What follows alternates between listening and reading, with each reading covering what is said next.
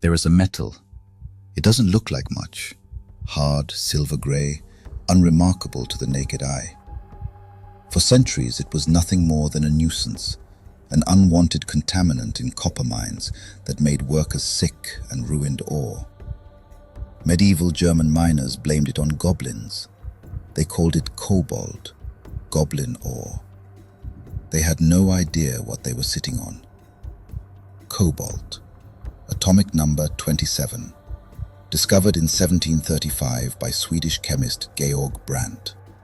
It sits stealthily on the periodic table, but in the modern world, there is nothing stealth about it.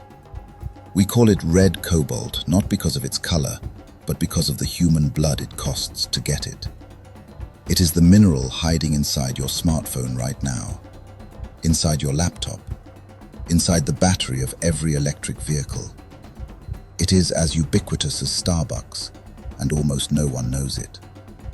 Cobalt is, in the language of industry, a critical mineral.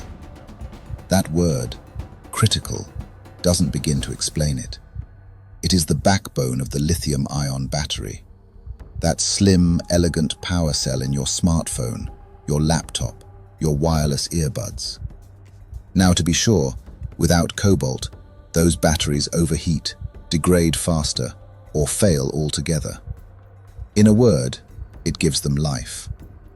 Cobalt is in the superalloys that make jet turbine engines withstand temperatures that would melt steel. It's in the magnets of wind turbines, in the catalysts that refine oil, in the pigments of blue glass and ceramics that date back to ancient Egypt, in orthopedic implants inside human bodies, in the guidance systems of military hardware, in the steel of surgical instruments. The International Energy Agency classifies it as one of the minerals most critical to the global energy transition. Governments call it a strategic resource. The United States stockpiles it, and China controls its processing. In the Lualaba province of the Democratic Republic of Congo, there are tunnels that have gone nameless. They are dug by hand, sometimes 40 feet deep, sometimes deeper, with no ventilation, no lighting, no safety equipment. When they collapse, and they do collapse, there is no rescue team on standby. The people who dig them are called creuseurs, artisanal miners. Some are men, many are women, thousands are children. In November 2016, Congolese soldiers burned down the Mukumbi settlement, 400 homes, a school, a health clinic, a church, to make way for a cobalt mine. A 2-year-old girl was left with life-altering burn scars. Community members who tried to resist were beaten. The families who survived said, and I quote, "We weren't able to retrieve anything. We had nothing to survive on." Close quote. That is not an isolated story. It is the template. The world's supply chain, a chain that runs from a hand-dug tunnel in the DRC to a gleaming tech store in Midtown Manhattan, has been skillfully designed to make it nearly invisible. The Democratic Republic of Congo is cobalt. In 2024, the DRC produced approximately 200,800 metric tons of cobalt, roughly 70% of everything mined on Earth. More than half of the world's known cobalt reserves lie beneath Congolese soil. The largest mines are in Katanga, where companies like Glencore and China Molybdenum extract ore on an industrial scale. But here is the shadow hiding the shadow. The DRC is one of the poorest nations on Earth. It has been hollowed out by over a century of colonial extraction, first rubber, then copper, now cobalt.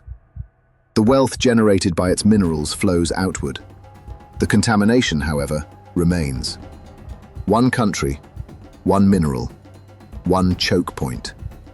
The entire digital and electric revolution runs through it. Sure, other countries mine for it, but not nearly at DRC levels. The global cobalt market was valued at approximately $17 billion in 2024. By 2030, it is projected to exceed $25 billion. By 2034, some analysts place it at $33 billion. By 2035, others forecast $40 billion. Meanwhile, in the DRC, the nation that holds the mineral wealth that makes all of this possible, Per capita income remains under $600 a year. The communities living adjacent to the mines are not driving electric vehicles. They are not charging smartphones. They are, according to the executive director of African Resources Watch, getting sicker and poorer, while rivers contaminated by mining runoff destroy what remains of subsistence livelihoods. Perhaps those companies could, and should, use part of their profits to make mines in the DRC safe.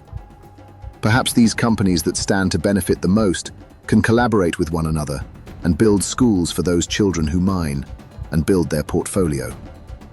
There must be a better way.